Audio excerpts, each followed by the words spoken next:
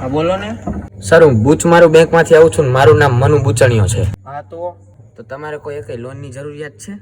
હા તો તમારું નામ બોલો સાહેબ. મહિલો. હું મહિલો? હું મહિલો. તમે ભલે ખોવાણો એક મહિલા હોય, તમારું નામ બોલો સાહેબ. બોલું તો ખરી મહિલો. મને લાગે થોડુંક કન્ફ્યુઝન થઈ ગયું, એ બધું ભૂલી જાવ.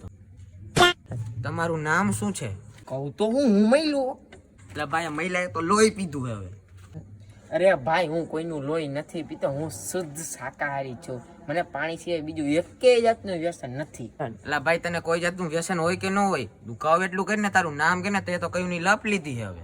એટલે લપ તો તે લીધી, હવે તો હું બોલીને થાકી ગયો. લખને હવે તું લખતો નથી, લઈ ખાઈ. હા બોલો બોલો બોલો સાહેબ બોલો. મહિલો. એટલે ભાઈ આમાં હું લખું? તું જ્યાં મળ્યો હોય, જેને મળ્યો હોય, જેમ મળ્યો હોય, તું ભાઈ આમાં નામ કે, તું નામ કે ઈ નથી જોતું કે તું ક્યાં મળ્યો તો.